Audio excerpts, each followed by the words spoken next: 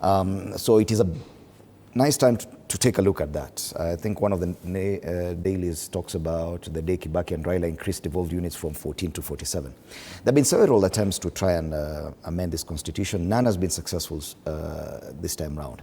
But if we may look at the constitution 15 years on,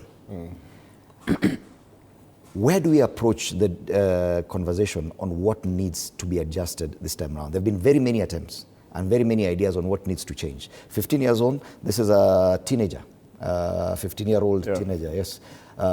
Probably the best time to kunja akiwa mbichi bado. Yes. Well, first of all, the Constitution is a document that is alive to the realities of the day. And all the time, it must reflect the wishes of society at that particular time. But the same constitution can be operated by two different individuals and provide different results.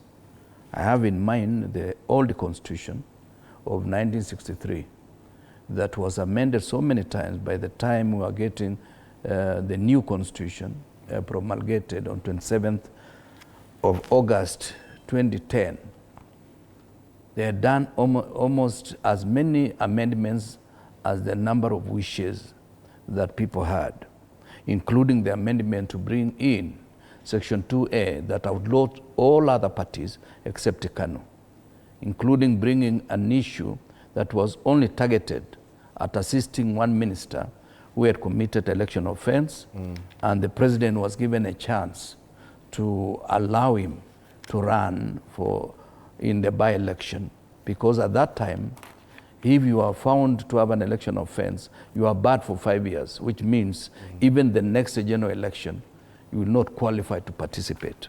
But a minister was allowed, he went back to the constituency, he was re-elected. Now, I'm saying that because in the overall, President Kibaki promulgated the 2010 Constitution almost on the tail end of his term, because he had served under the old constitution 8 years. And under the same old constitution, he was able to do a number of things. Open space for democratization, open airwaves for media houses such as this one to survive when we used to only have one or two, and it was almost a prerogative of the executive to decide who can open a new station. And the third issue was also to allow freedom of association, freedom of speech, to the extent that I was telling you earlier, Parliament almost became rogue compared to the executive. This therefore means what we need to do today is not amendment of the Constitution per se.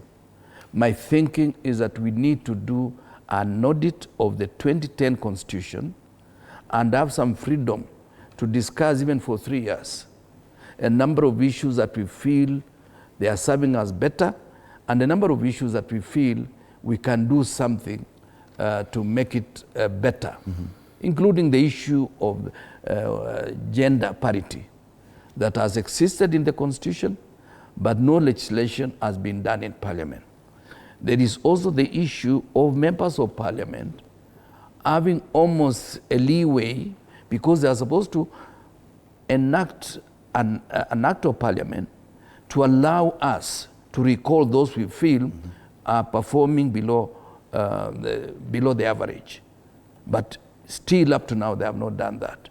They are also supposed to legislate on what is the qualification of somebody to be a member of Parliament. But that has been watered down. What is the qualification of somebody to become a governor, to become a president? That has been watered down to the extent today somebody even without university education can run for the position of governor because of what a court of law has already pronounced itself on. So these are some of the issues. I'm talking of the word audit advisedly, so that we just don't amend for the sake of it. We look at the things that have served us well, we maintain them. We look at even the counties. That is a very serious topic. The counties, in my considered opinion, should have been less than 20. Ethiopia here, which is almost more than double the population of Kenya, they have only 14 regions. Here we have 47 counties. Some of the counties, if they were to rely on their own resources collected at the source, they would not be able to survive. And that is how devolution was killed after 1963 elections, where there was some regional governments, 7 of them, but the executive decimated those regions by denying them resources from the center. Mm-hmm. If we had somebody, and I'm not suggesting that we should, who is not interested in devolution, they can delay processes the way this regime is doing. They can delay dispersal of money under flimsy excuses, and that will destroy a baby that we feel has been able to devolve resources from the center and allow every part of this country to have some semblance of development. Right.